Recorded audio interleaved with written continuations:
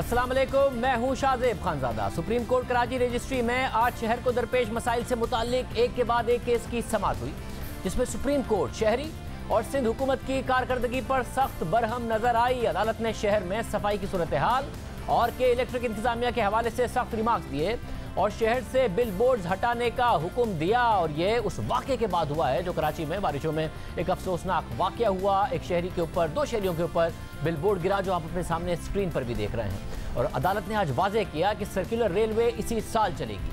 आज supreme court Karachi registry में chief justice की सरबराही में बेंच ने कराची में बारिशों के दौरान बिल बोर्ड गिरने से मुताल्लिक केस की समाअत की। इस मौके पर कमिश्नर कराची की जानिब से बिल बोर्ड्स के मामले पर रिपोर्ट पेश की गई और एडवोकेट जनरल सिंध ने बताया कि बिल बोर्ड गिरने का मुकदमा दर्ज किया है। चीफ जस्टिस ने पूछा कि बिल बोर्ड किसने लगाया था, जिस पर एसपी साउथ ने बताया कि दो मुल्जिमान और दीगर के खिलाफ मुकदमा दर्ज कर लिया है और इन्हें तलाश कर रहे हैं। इस पर जस्टिस एजाजुल हसन ने कहा कि जो मुकदमा दर्ज हुआ है उसकी 5 साल तक तहकीकात चलती रहेंगी। जबकि चीफ जस्टिस ने बरहमी का इजहार किया और पूछा कि क्या मुल्जिमान समंदर के नीचे चले गए हैं।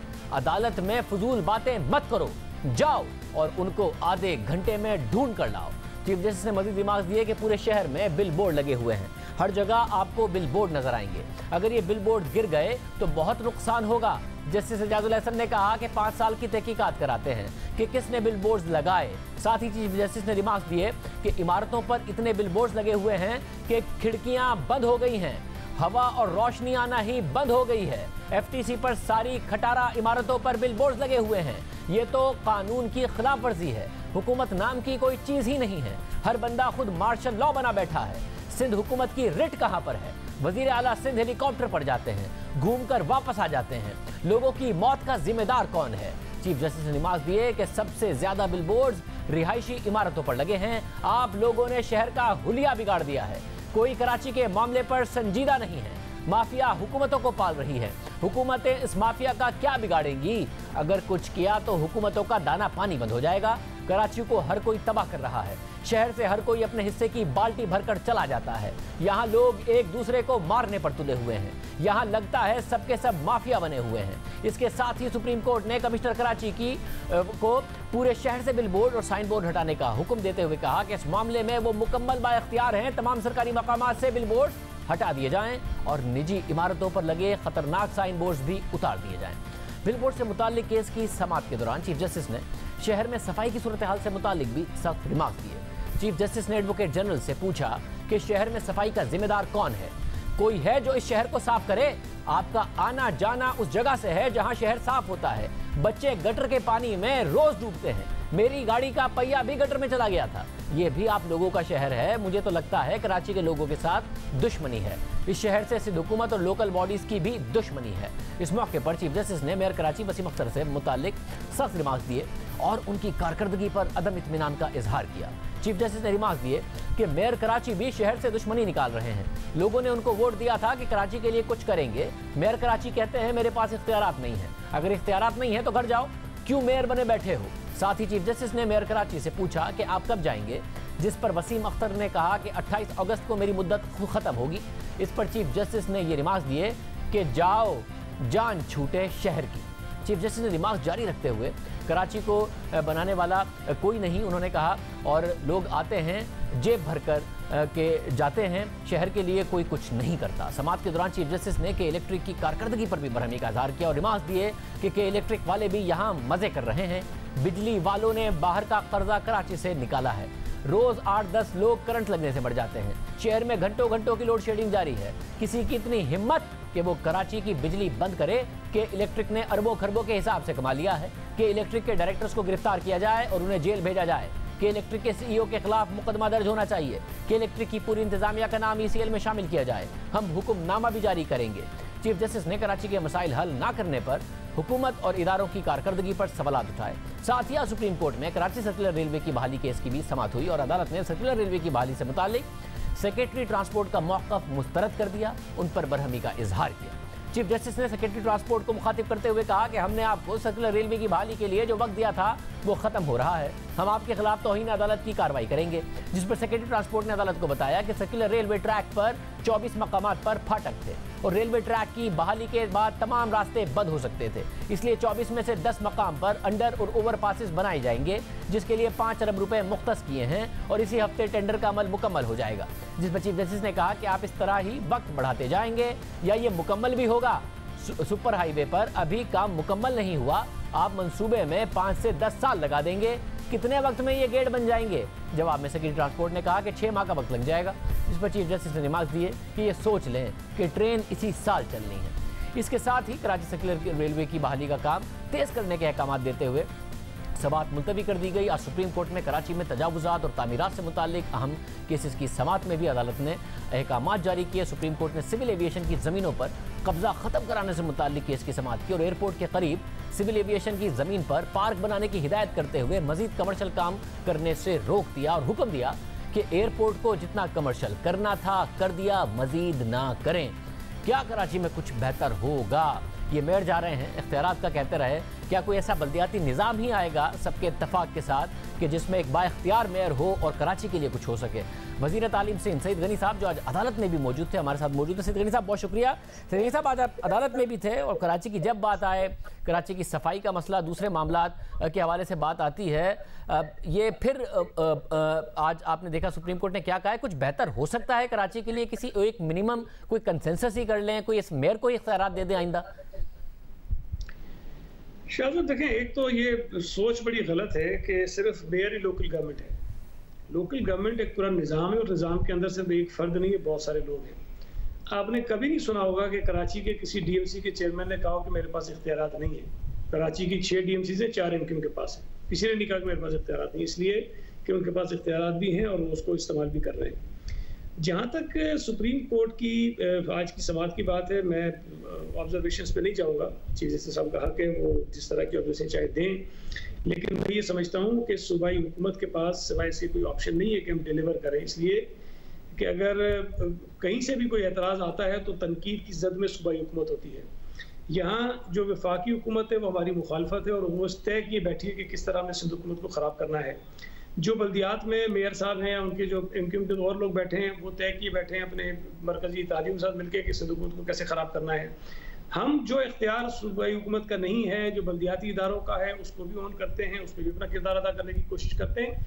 और वफाकी हुकूमत को जो काम करना चाहिए सूबे के अंदर या कराची शहर के अंदर खुसूसन, वो भी वो नहीं कर रहे हैं। हालांकि ऐलानात उन्होंने बड़े किए, 2 साल में एक दिने का काम नहीं किया है। सिंध हुकूमत वाहिद हुकूमत है। नहीं, मगर सईद गनी साहब, अगर कोई पब्लिक ट्रांसपोर्ट का काम हुआ है जो कि 2018 में काफ़ी हद तक हो गया था, ग्रीन लाइन का वो वफाक ने किया, फिर 3 ब्रिजेस का इफ्तिताह किया गया, तो वो सारा का सारा वफाक की तरफ से बहुत काम किया गया है, किसी दूसरे सूबे में इस तरीके से नहीं किया गया है, कराची में किया गया है, सिंध में। अगर आप ये समझते हैं कि जो शुरू में तो लागत गालिबन 16 अरब रुपए बताई गई थी इस ग्रीन लाइन की, अगर वो कराची के लिए काफ़ी हैं तो ठीक है, या एक आध कोई और ब्रिज अगर बना दिया, 2-4 अरब रुपए का और काम कर दिया, आप समझते हैं काफ़ी है तो आप कह सकते हैं। लेकिन मैं सिर्फ इतना याद कर रहा हूँ आपको कि वज़ीर आज़म साहब ने खुद कराची के लोगों की, अपने इत्तेहादियों की और पीटीआई की कमेटी बनाई थी और उस कमेटी ने जो तजावीज़ दी थी कराची के लिए वो 160 अरब रुपए से ऊपर की स्कीम थी, उनमें से कोई एक स्कीम भी नहीं आई है। कराची जितना बड़ा शहर शाहजेब सिर्फ सूबाई वसाइल से मुकम्मल तौर पर मसाइल से आज़ाद नहीं हो सकता है, लोकल गवर्नमेंट के वसाइल से नहीं हो सकता है।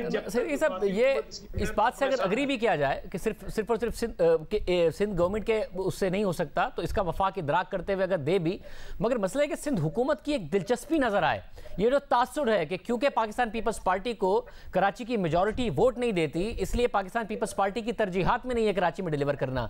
यह आपको शायद सूबाई हुकूमत की हद तक तो बेनिफिट करेगा, मगर अगर वफाक में राइज करना चाहती है पीपल्स पार्टी, पंजाब में तो आपको दोबारा वोट नहीं मिलेगा जब तक आप कराची को के चेहरे को ठीक नहीं करेंगे। आपको बार बार कराची ही आड़े आता है कि जी गवर्नेंस देखें, कैसे वोट पड़ेगा आपको? शाहजेब, मैं तासुर की हद तक तो आपकी बात से इत्तफाक करता हूं कि ये तासुर पैदा किया गया है, लेकिन अगर आप फैक्ट्स पे जाएंगे ना तो ये बात गलत है। मैं लोकल गवर्नमेंट का मिनिस्टर रहा हूं, लोकल गवर्नमेंट का जो डेवलपमेंट का बजट था वो मोर देन 70% कराची के लिए था। हेल्थ सेक्टर का अगर आप उठा के देख लीजिए तो 50% से ज्यादा 58% जो है वो कराची के ऊपर खर्च होता है। ये कहना बड़ा आसान है कि जब हमने किया कुछ नहीं। अभी मैं सिर्फ आपको बता दूं ना, 6 बड़े मंसूबे जो हम बैनुल-अक़वामी इदारों के ताउन से कर रहे हैं, जिनकी लागत 202 अरब रुपए से जायद की है, जो अगले 2-3-4 वर्षों में कराची के अंदर मुकम्मल होने हैं। वो सिर्फ और सिर्फ कराची में 202 अरब के वो मंसूबे हैं जो बैनुल-अक़वामी इदारों के ताउन से कर रहे हैं। पब्लिक प्राइवेट पार्टनरशिप के जरिए हम करने जा रहे हैं, वो भी कोई 50 अरब से ज्यादा के मंसूबे हैं। इस साल जो हमारी प्रोविंशियल एडीपी के उसके अंदर तो 25 अरब रुपए हमने रखे हुए हैं। मतलब ये फिर ये आप क्या आप पैसे रख के खर्च नहीं करते हैं? पब्लिक ट्रांसपोर्ट क्या पैसे रख के खर्च नहीं करते हैं? पब्लिक ट्रांसपोर्ट आप नहीं दे सके, वेस्ट मैनेजमेंट आप नहीं दे सके, पानी का मसला आप नहीं हल कर सके। लाहौर में बाकायदा तौर पर एक वेस्ट मैनेजमेंट कंपनी के साथ शहबाज शरीफ के दौर में जबरदस्त काम होता था, लाहौर साफ नजर आता था, सड़कें भी अच्छी, ट्रांसपोर्ट का निजाम भी। ये कराची में आप बजट इतना रखते हैं तो क्या खर्च नहीं करते हैं, सिर्फ किताबों में रख देते हैं? मैं ऑफसेट कर दूं, कभी पंजाब में किसी ने ये कहा है कि ये जो कचरा उठाने का काम सूबाई हुकूमत क्यों कर रही है? कोई नहीं कहता। अच्छा, यहाँ पर हमने खुशी से थोड़ी किया, ये काम तो डीएमसी का था। जब उनसे नहीं हो रहा था, कराची में कचरे के ढेर लगे हुए थे, तनकीद हम पे हो रही थी, हमने एक सॉलिड वेस्ट मैनेजमेंट बोर्ड बनाया कि जनाब जिस डीएमसी को मदद की जरूरत है हमसे मदद ले ले। उसमें एक एक करके डीएमसीज ने हमसे रुजू किया। साउथ में काम शुरू हुआ, मलीर में काम शुरू हुआ, ईस्ट में काम शुरू हुआ। सेंट्रल हमारे पास नहीं है आज भी। वेस्ट में भी चाइनीज कंपनी प्रॉपर काम नहीं कर सकी, हमने उसका कॉन्ट्रैक्ट खत्म कर दिया था। अब अगर डिस्ट्रिक्ट सेंट्रल की फुटेजेस दिखा के आप गालियां मुझे देना शुरू कर दे तो ठीक है, कोई देता रहे, लेकिन वो काम मेरा नहीं है भाई। तो सीधी सर इस मसले को सिंप्लीफाई करने के लिए, इस मसले को सिंप्लीफाई करने के लिए कि जो क्रेडिट है आपका जो गिला है कि जी वो तो दूसरे ले जाते हैं और ब्लेम सारा का सारा, इसको सिंप्लीफाई करने के लिए आइंदा एक ऐसा बल्दियाती निज़ाम क्यों नहीं बना देते? और 18वीं तरमीम की रूह से कि अगर वफाक ने सूबों को इख्तियार देना है तो सूबों ने भी निचली सतह पर उसको मुंतकिल करना है कि ये डिबेट ही ना हो। जिसका भी मेयर आए वो ये ना कह रहा हो मेरे पास इख्तियार नहीं है, वो एम्पावर्ड मेयर हो और वो डिलीवर करता नजर आ रहा हो। ये अगले आइंदा के लिए निज़ाम बनाने पर कंसेंसस क्यों नहीं कर लेते? शाहजेब, मैं देखें वो कानून में तब्दीली करने का हम काम कर रहे हैं, लेकिन हम एमक्यूएम के इत्मीनान के लिए तो लोकल गवर्नमेंट का निज़ाम नहीं बनाएंगे ना, ये तो असेंबली का इख्तियार है।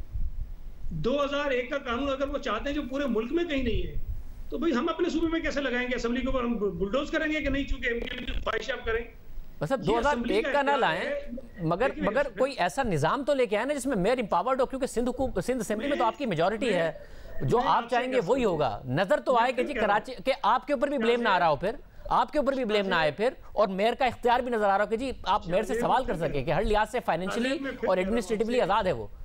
शाहजेब, मैं फिर आपसे कह रहा हूँ कि मेयर अकेला लोकल गवर्नमेंट का निजाम नहीं है। ये क्यों बार बार कहा जाता है कि मेयर भाई डीएमसी ज्यादा पावरफुल है उनसे, उनके पास ज्यादा इख्तियार है, उन्हें डिफॉल्ट की चीजें। डीएमसी भी लोकल गवर्नमेंट का हिस्सा है, डीएमसी का चेयरमैन भी लोकल गवर्नमेंट का हिस्सा है। यूसीज को पहले 2 लाख रुपए महीना मिलते थे, हम 5 लाख रुपए महीना दे रहे हैं, हर यूसी को दे रहे हैं, अरबों रुपए हमने बढ़ाए उनके पैसे, और यूसी के लिए 5 लाख रुपए कम नहीं होते हैं। लेकिन अगर कोई ये कहे कि जी मेयर बेख्तियार है, वो कह रहे हैं इसलिए कि वो कह रहे हैं कि बेख्तियार है तो उसके कुछ है ही नहीं, ऐसा गलत है। लोकल गवर्नमेंट के निजाम के पास इख्तियारात हैं, अफराद मुख्तलिफ हैं, सतह तो सही सब फिर ये इस पे कंसेंसस कर लें कि अब जो हो गया 12 साल से आपकी हुकूमत है कि कराची के पानी के मसले, कराची की सफाई के मसले, कराची की पब्लिक ट्रांसपोर्ट के मसले, ये आपको अंदाजा है कि ये हल किए बगैर पीपल्स पार्टी का खुद का नेशनल लेवल पर राइज करना मुमकिन नहीं है? आपका कोई संजीदा कोशिश कर रहे हैं इसके लिए कि जी ये मसला आपने बाकी 3 साल में एड्रेस करना है? शाहजेब, मैं आपको अभी कह चुका हूँ, एक तरफ लोकल गवर्नमेंट के नुमाइंदे हैं, एक तरफ वफाक के नुमाइंदे हैं। इन दोनों के पास जान छुड़ाने का रास्ता है कि वो हमें ब्लेम करते हैं, हमारे पास ये रास्ता नहीं है। हम तो उनके गुनाहों की सजा भी भुगतते हैं और तनकीद का निशाना बनते हैं, हम उसके लिए तैयार हैं और हम उसके लिए ज्यादा काम करना चाहते हैं। हम इस तासुर को अपने काम के जरिए गलत साबित करना चाहते हैं। मैं आपकी इस बात से इत्तफाक करता हूँ कि पानी के काम में ताखीर हुई, लेकिन उसकी वजूहात को भी देखने की जरूरत है कि उसके असबाब क्या थे, उसमें फेडरल गवर्नमेंट का किरदार क्या था, अगर उसमें कई खराबियां पैदा हुई तो सिंध हुकूमत का उसके अंदर किरदार क्या है? बड़ी आसानी से कह दिया जाता है कि जी 25 अरब का मंसूबा 100 अरब पे लेके चले गए। तो भाई कोई बात तो करे। मैं उम्मीद करता हूं कि इस ब्लेम गेम से अब आगे बढ़े और कराची शहर के लिए कुछ ना कुछ डिलीवर हो, क्योंकि मामला साल से चले आ रहे हैं। बट सईद साहब बहुत शुक्रिया, सईद साहब हमारे साथ मौजूद थे। प्रोग्राम में एक ब्रेक शामिल करते हैं, मज़ीद आम खबरों पर बात करेंगे, खासतौर से पंजाब में क्या हो रहा है इस पर बात करेंगे ब्रेक के बाद।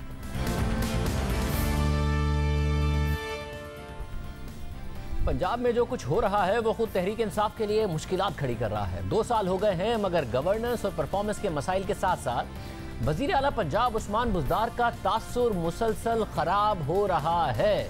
अगर सूरत हाल यूं ही चलती रही तो नुकसान खुद तहरीक इंसाफ का होगा, क्योंकि पंजाब सबसे बड़ा सूबा है, यहाँ के इंतखाबी नताइज पूरे मुल्क की सियासत पर असरअंदाज होते हैं। मगर वज़ीर आज़म इमरान खान ये समझते हैं कि उस्मान बुज़दार ही पंजाब के वज़ीर आला रहेंगे, मगर अब 2 साल हो चुके हैं, सूरत हाल बेहतर नहीं हो सकी है। ये तासुर हर गुजरते दिन के साथ मजीद गहरा होता जा रहा है। कि उस्मान बुज़दार खुद से बात नहीं कर सकते, किसी के कहने पर चलते हैं, इंटरव्यू नहीं दे सकते, जो उन्हें कहा जाता है वही कह देते हैं। गुज़िश्ता रोज़ भी ऐसा ही हुआ। मीडिया से बात करते हुए उस्मान बुज़दार से जब नैब के हवाले से सवाल पूछा गया तो सुनिए वज़ीर इत्तलात पंजाब फयाज चौहान ने उन्हें क्या मशवरा दिया। पाकिस्तान की तमाम सियासी जमातें और शुरू आपकी भी सियासी जमात वहाँ से भी आवाज़ आई कि नैब को पॉलिटिकल गिमिंग के लिए इस्तेमाल किया जा रहा है कि कौन आपके सबसे बड़े सूबे के कौन आपके सबसे बड़े सूबे के कौन आपके सबसे बड़े सूबे। दाएं बाएं से इनपुट आना एक अलग बात है, मगर बाकायदा तौर पर डिक्टेट किया जाना एक अलग बात है। ये पहली बार नहीं है, इससे पहले भी कई मौके ऐसे आए जब मीडिया से बात करते हुए उस्मान बुज़दार को उनके दाएं बाएं खड़े अफराद बताते रहे कि उन्हें क्या बोलना है। पहले होता था, समझ में आता था, मगर 2 साल बाद भी यही हो रहा है। अब वहाँ पे भी करप्शन के केसेस भी हैं, कुछ भी नहीं है अल्हम्दुलिल्लाह। अच्छा ये बताइए सबको साथ लेके चलेंगे इंशाल्लाह। अब थोड़ा सा इंतजार करें, थोड़ा सा इंतजार करें। खान साहब ने जो वादे किए इंशाल्लाह सारे पूरे होंगे। सबसे बड़ा मसला कौन सा है सूबे के अंदर? क्या परिस्थिति है जो भी पंजाब के बारे में है इसमें दूर करे दो कि इमरान खान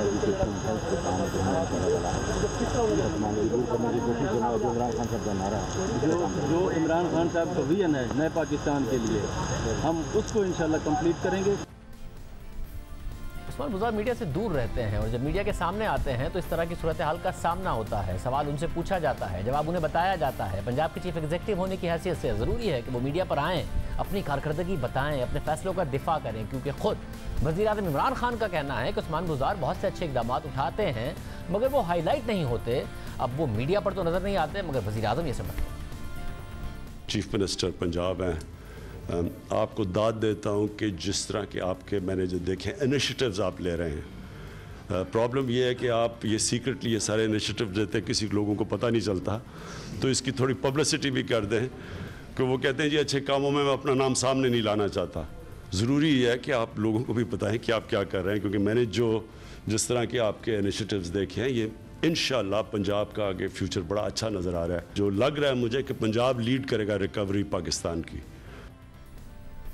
मगर सूरत हाल यह है कि उस्मान बुज़दार ने अब तक किसी सहाफ़ी को एक मुकम्मल इंटरव्यू नहीं दिया, अपनी कारकर्दगी के हवाले से नहीं बताया। इस हवाले से वो इंटरव्यूज़ देने से हिचकिचाते रहे। 2 दिन पहले जंग अखबार में तज़कियाकार सीनियर सहाफ़ी सुहेल वड़ाइच का कॉलम शाया हुआ, जिसमें उन्होंने बताया कि जब उस्मान बुज़दार नए वज़ीर आला बने तो इंटरव्यू तय पाया, सवालात भी भेजे गए, बताया गया कि तैयारी हो रही है, मगर पंजाब हुकूमत की तरफ से खामोशी इख्तियार कर ली गई और अब 2 साल हो गए हैं, अब तक इंटरव्यू नहीं दिया गया। इसके अलावा गुज़िश्ता माह 6 जुलाई को उस्मान बुज़दार ने सीनियर सहाफ़ी कामरान खान के साथ भी इंटरव्यू का वादा किया। प्रोग्राम के मेज़बान के मुताबिक उस्मान बुज़दार को मौजू भी बताया गया, फिर सवालात मांगे गए, वो भी बता दिए गए, मगर इंटरव्यू की रिकॉर्डिंग से कुछ देर पहले वज़ीर आला पंजाब और पंजाब हुकूमत के मुतालिक अफसरान गायब हो गए। पंजाब हुकूमत की खामोशी की तरफ से खामोशी इख्तियार कर ली गई। ये मसला इब्तिदा से ही रहा है। खुद उस्मान बुज़दार वज़ीर आला पंजाब बनने के बाद भी कह चुके हैं कि अभी वो ट्रेन नहीं है। मुल्तान में पासिंग आउट परेड थी, वहाँ पर आईजी साहब से सलाम लेना शायद आप भूल गए, वो बेध्यानी थी या आपने देखा नहीं? क्या नहीं, असल में मैं थोड़ा सा ट्रेंड नहीं हूँ ना, तो ये डिसिप्लिन फोर्स थोड़ा सा सीख रहा है ना आहिस्ता आहिस्ता। 2 साल बाद भी इसी बात का इंतजार है। उस्मान बुज़दार को चलाने के लिए ही मुसलसल ब्यूरोक्रेसी में तब्दीलियां की गई हैं। अब तक 2 सालों में पंजाब में 5 आईजी तब्दील हो चुके हैं। पंजाब के सबसे अहम ब्यूरोक्रेट चीफ सेक्रेटरीज भी बार बार बदले जा रहे हैं। अब तक 4 चीफ सेक्रेटरीज तब्दील हो चुके हैं, 9 सेक्रेटरी हाई एजुकेशन की तब्दीली हो चुकी है। महकमा आबपाशी में अब तक 11 सेक्रेटरीज का तबादला हो चुका है। सेक्रेटरी खुराक पंजाब को 5वीं मरतबा तब्दील कर दिया गया है। हालांकि गंदुम बहरान की इंक्वायरी कमेटी ने पंजाब में सेक्रेटरी खुराक की बार बार तब्दीलियों पर तनकीद की थी। इन तब्दीलियों को गंदुम बहरान की अहम वजह करार दिया गया था। इसके बावजूद सेक्रेटरी खुराक की तब्दीलियां जारी हैं। इसी तरह सूबे के ज्यादातर डिवीजन्स और इजला में commissioners, deputy commissioners, assistant commissioner, RPOs, DPOs को मुसलसल तब्दील किया जा रहा है। सिर्फ DG खान में 6 कमिश्नर्स और 5 डिप्टी कमिश्नर्स अब तक तब्दील किए जा चुके हैं। रावलपिंडी में PTI के इक़्तिदार में आने के बाद 4 कमिश्नर्स की तैनाती की जा चुकी है। सिर्फ ब्यूरोक्रेसी ही नहीं, पंजाब हुकूमत में तर्जुमान भी बार बार तब्दील किए जाते रहे। जब तहरीक इंसाफ की पंजाब में हुकूमत बनी, पहले तर्जुमानी के लिए फैज़ुल हसन चौहान का इंतखाब किया गया। बहैसियत वज़ीर इत्तलात, उन्होंने बहुत से मुतनाज़ बयानात दिए। उनका एक के बाद एक तनाज़ा सामने आता रहा, जिसके बाद 5 मार्च को फयाजुल हसन चौहान को काबीना से निकाल दिया गया। फिर उसके बाद अगले ही दिन शमशान बुखारी ने बतौर वज़ीर इत्तलात पंजाब हल्फ उठाया, मगर वो ज़्यादा दिन नहीं चल पाए। मार्च 2019 में वज़ीर इत्तलात बनने वाले शमशान बुखारी को जुलाई 2019 में हटा दिया गया। फिर तहरीक इंसाफ की पंजाब हुकूमत ने मियां असलम इकबाल को वज़ीर इत्तलात बनाया, मगर मियां असलम इकबाल भी ज़्यादा अरसा नहीं चल सके और गुज़िश्ता साल दिसंबर में उनसे इत्तलात का कलमदान लेकर एक बार फिर से फयाजुल हसन चौहान को दे दिया गया। इसी तरह शहबाज गिल को वज़ीर आला पंजाब का तर्जुमान मुकर्रर किया गया, मगर गुज़िश्ता साल सितंबर में शहबाज गिल से भी इस्तीफ़ा ले लिया गया। मुसलसल तब्दीलियाँ की गई ताकि उस्मान बुज़दार की कारकर्दगी बेहतर हो और बेहतर दिखाई जा सके। खुद वज़ीर आज़म की पंजाब पर खुसूसी तवज्जो है, वो हर दूसरे हफ्ते पंजाब में होते हैं, वहाँ काबीना के अहम अरकान से मुलाकातें करते हैं, अहम फैसले करते हैं और वज़ीर आज़म मुसलसल उस्मान बुज़दार पर एतमाद का इजहार करते रहे। मगर अब 2 साल बाद ये तासुर बहुत मजबूत हो चुका है कि तहरीक इंसाफ के लिए ये सब नुकसानदेह साबित हो रहा है, क्योंकि पंजाब में तहरीक इंसाफ की हुकूमत मामूली अक्सरियत के साथ है। हुकूमत कायम रखने के लिए उस्मान बुज़दार को 184 वोट की ज़रूरत है, मगर तहरीक इंसाफ के अपने अरकान की तादाद 181 है। काफ लीग के 10 वोट उनके लिए अहम है और काफ लीग की हुकूमत से शिकायत बरकरार है और ये खबरें सामने आती रही हैं कि काफ लीग चाहती है कि उस्मान बुज़दार ही वज़ीर आला पंजाब रहें और अगर उन्हें हटाया जाए तो उनकी जगह परवेज़ इलाही को वज़ीर आला पंजाब बनाया जाए। और नून लीग ये इशारा दे चुकी है कि अगर परवेज़ इलाही वज़ारत आला के लिए उम्मीदवार हो तो नून लीग उसकी हिमायत कर सकती है। अब सूरत हाल ये है कि उस्मान बुज़दार ही तहरीक इंसाफ के वज़ीर आला पंजाब हैं, मगर गवर्नेंस के साथ साथ उनके दीगर मसाइल अपनी जगह बरकरार हैं। इसमें बेहतरी क्या अगले 3 साल में आ सकती है? सीनियर साहब तज़कियात सुहेल बड़ाई साहब हमारे साथ मौजूद हैं। बड़ाई साहब बहुत शुक्रिया। बड़ाई साहब, आपको लगता है 2 साल में इतना सीख गए उस्मान बुज़दार के कम से कम परसेप्शन बदले, या जो कायम अली शाह का एक परसेप्शन बन गया था वो वाला परसेप्शन अब उस्मान बुज़दार का बन गया है कि वो अगर कुछ बेहतर भी करें तो वो परसेप्शन नहीं चेंज हो सकता? डेफिनेटली देखें 2 साल में फर्क तो पड़ा होगा, लेकिन जिस तरह से इंटरव्यूज देने चाहिए एक चीफ मिनिस्टर को या जिस तरह सवालों को फेस करना चाहिए वो सूरत हाल नहीं है। आज भी उन्होंने वैसे प्रेस कॉन्फ्रेंस की है और कल का तो वो क्लिप चला है कि जिसमें वो ब्रीफ उनको बता रहे हैं।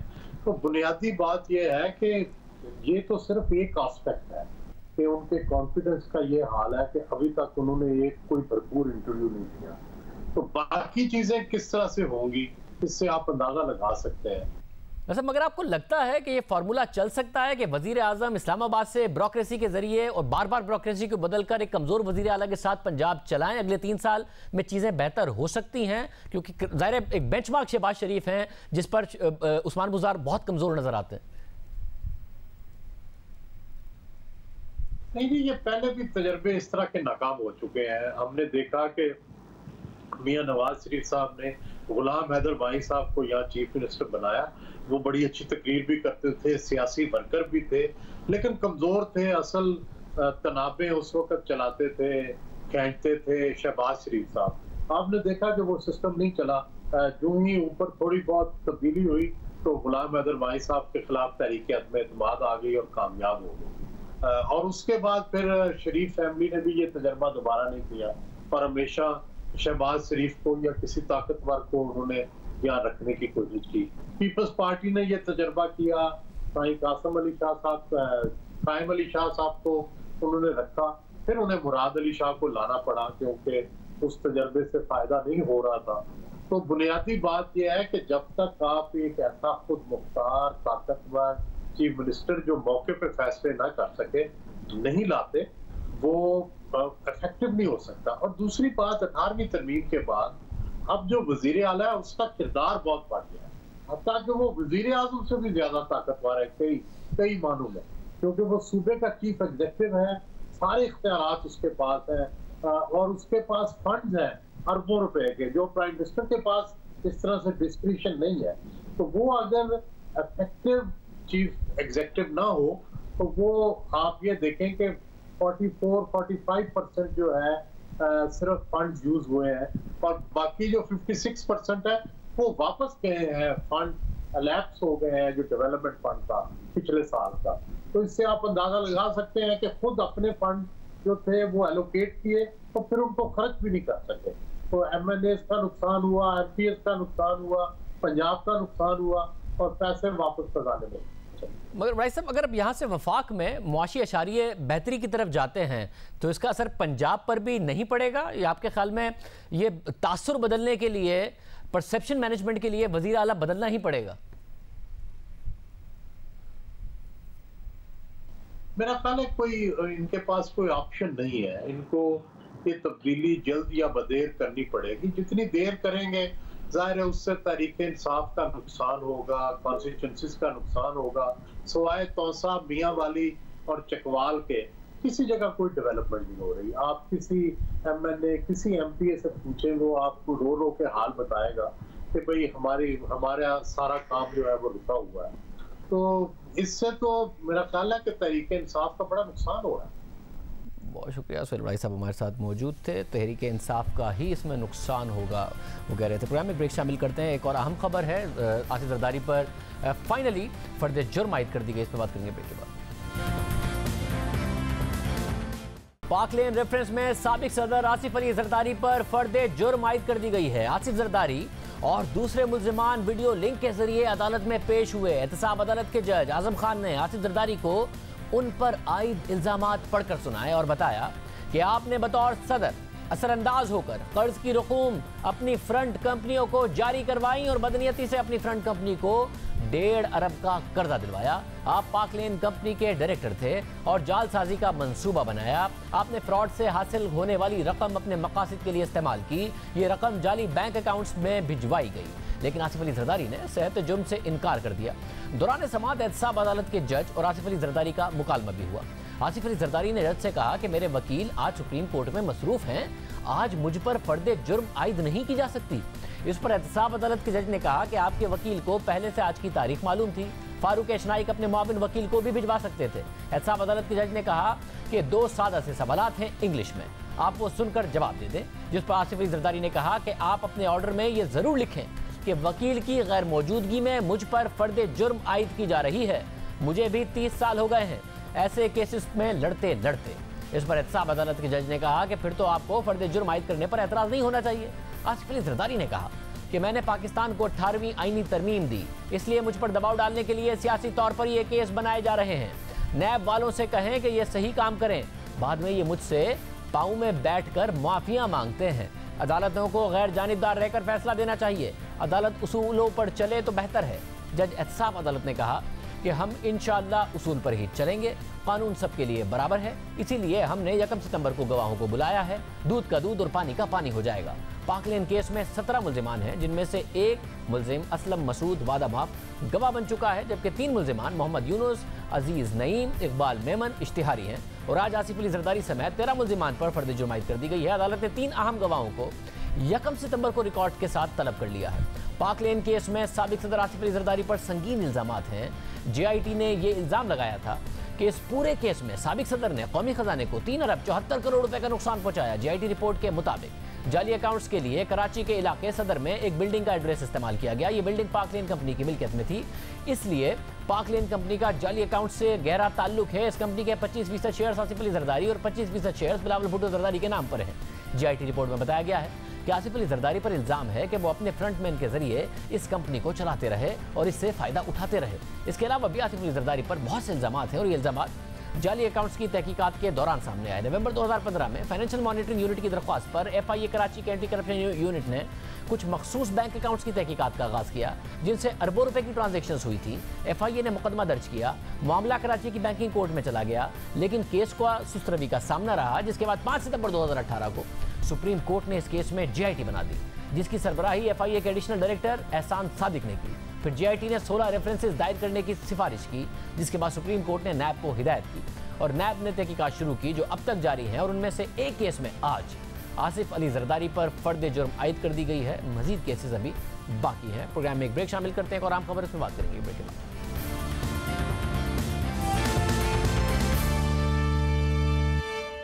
अब से कुछ देर पहले लबनान की पूरी काबीना वजीर आजम समेत मुस्ताफी हो गई है। लबनान में मुआशी सूरत हाल पहले ही ठीक नहीं थी। 15-15 घंटे की लोड शेडिंग, बेरोजगारी और बहुत बुरे हालात थे, जिसकी वजह से अवाम हुकूमत से खुश नहीं थे। मगर 6 दिन पहले होने वाले धमाकों के बाद अवाम में हुकूमत के खिलाफ गुस्सा मजीद बढ़ गया। इस वाक़े के बाद अवाम का शदीद रद्द-ए-अमल सामने आया। लोग सड़कों पर हैं, हुकूमत के खिलाफ मुजाहरे हो रहे हैं। आज भी मुजाहिरीन की बड़ी तादाद ने पार्लियामेंट की तरफ बढ़ने की कोशिश की। सख्त अवामी रद्द-ए-अमल के बाद पहले 3 वज़रा और फिर 7 अरकान ने पार्लियामेंट ने इस्तीफा दिया। फिर अब से कुछ देर पहले वज़ीर आज़म ने काबीना समेत मुस्ताफ़ी होने का ऐलान कर दिया, जिसके बाद बहैसियत वज़ीर आज़म अपने आखिरी खिताब में उन्होंने कहा कि पिछले हफ्ते बेरूत में होने वाला धमाका इस करप्शन का नतीजा है जिसने लबनानी सियासत को कई सालों से घेर रखा है। साथ ही उन्होंने कहा कि वो इसलिए मुस्ताफ़ी हो रहे हैं ताकि अवाम के साथ खड़े हो सकें और उनके साथ तब्दीली की लड़ाई लड़ सकें। लबनान में अवाम का गुस्सा महज हालिया धमाके की वजह से नहीं है, बल्कि मुआशी हालात की खराबी और अवामी मसाइल को नज़रअंदाज करने की वजह से अवाम गुज़िश्ता साल अक्टूबर से एहतजाज कर रही है। कोरोना की वजह से एहतजाज में कमी आई, मगर हालिया धमाके के बाद गुज़िश्ता 3 दिन से एहतजाज में शिद्दत आ गई है। 3 दिन से पुरतशद्दुद मुजाहरे हो रहे हैं। इब्तिदाई तहकीकात में पता चला था कि 6 साल पहले अमोनियम नाइट्रेट के ज़ख़ीरे को जब्त किया गया था।